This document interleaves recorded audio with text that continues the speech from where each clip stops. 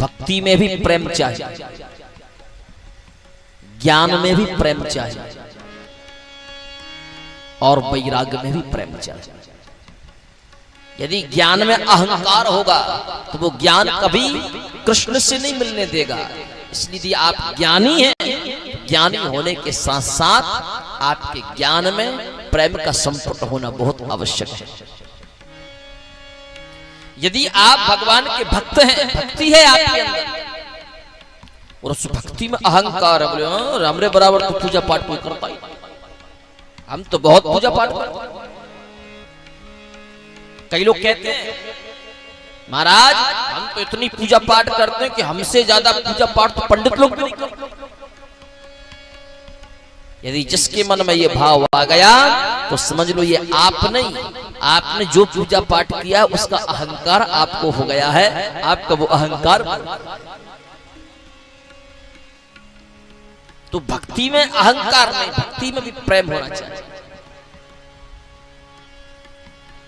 भक्ति में, ज्ञान में, वैराग्य में यदि प्रेम है तो फिर कृष्ण का मिलन निश्चित है।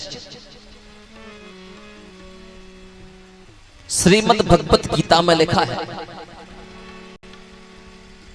कि ब्रह्मभूत प्रसन्नात्मा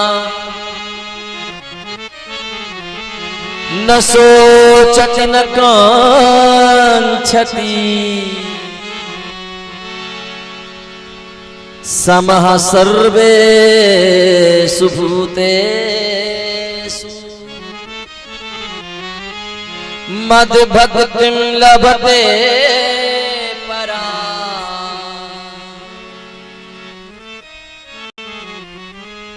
जब व्यक्ति ज्ञान की चरम सीमा पर पहुंचता है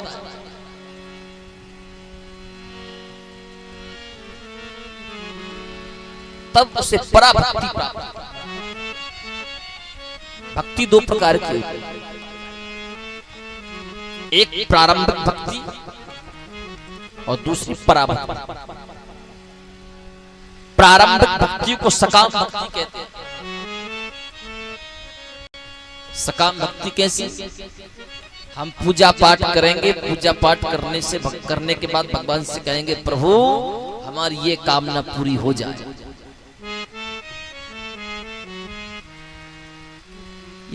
ये प्रारंभ, यानी कि पूजा पाठ तो हमने किया है लेकिन उसके बदले में हमने भगवान से कुछ ले लिया और जहां लेन देन हो गया बस वहां रिश्ता, फिर दोबारा से प्रयास करो।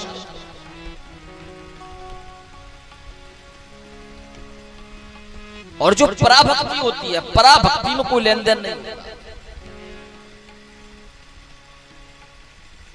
जब पराभक्ति की चरम सीमा पर व्यक्ति पहुंचता है तब भगवान से सीधी बात करता है, उसमें मांगना कुछ नहीं होता। भगवान से बात करता रहेगा और रोता रहेगा। उसके अंतःकरण में केवल भगवान के मिलन की आकांक्षा होती है कि मैं आपसे बात तो कर रहा हूं पर आप मुझे मिलोगे, आप मेरे सामने आओगे।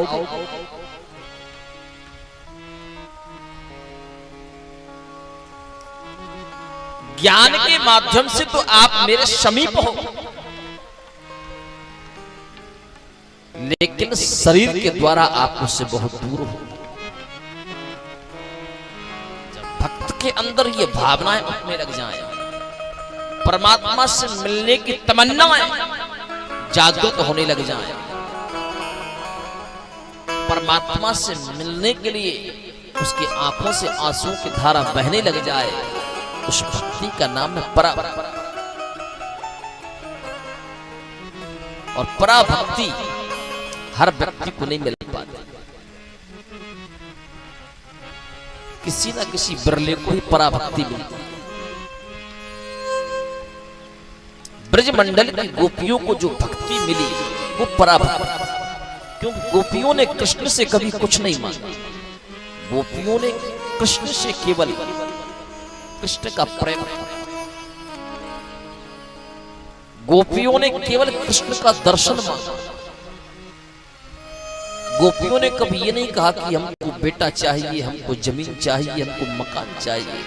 बहुत गरीब सखा थे कृष्ण के, लेकिन किसी भी सखा ने कृष्ण से किंचित मात्र की संपत्ति की आकांक्षा नहीं की। जब जब भगवान ने अपने सखाओं से कहा कि मांग लो क्या चाहिए, सखाओं ने सिर्फ यही बात कही थी, तुम यदि हमारे साथ हो तो सब कुछ है हमारे पास, और तुम यदि हमसे दूर हो जाओगे तो हमसे बड़ा गरीब, हमसे बड़ा निर्धन संसार में कोई और। ईश्वर को पा लेना ही व्यक्ति की धनवंता है, और ईश्वर से दूर हो जाना ही व्यक्ति के जीवन की दरिद्रता है। लेकिन आजकल हम आप सब इतने माया जाल में फंसे हैं कि भगवान का भजन तो करते हैं, भगवान का नाम स्मरण भी करते, लेकिन उस भजन में, उस नाम स्मरण में भगवान से सौदा करते, भगवान से लेन देन करने का तो कहते हैं कि हम तो बहुत पूजा पाठ करते हैं, फिर भी हम परेशान क्यों हैं? भाई आपने लेन देन कर लिया, जितनी बार लेन देन किया उतनी बार पूजा पाठ वहीं समाप्त, दोबारा से जितना आपके पास जेब में बजट था उतना सामान खरीद लिया, अब पॉकेट खाली हो गई, पॉकेट दोबारा भरो।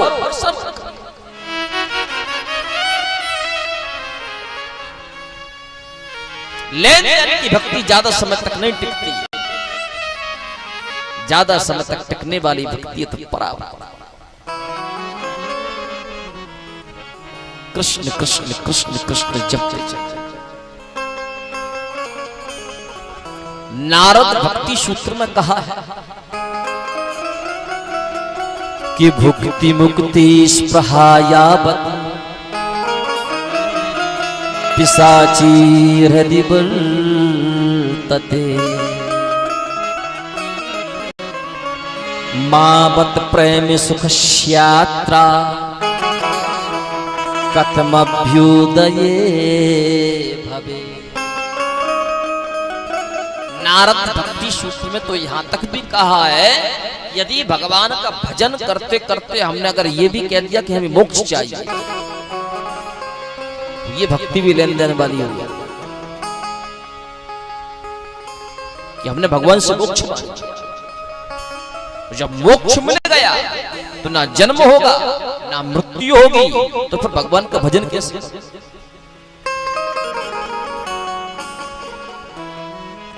जीव भगवान का भजन तो देह धारण करके ही कर सकता,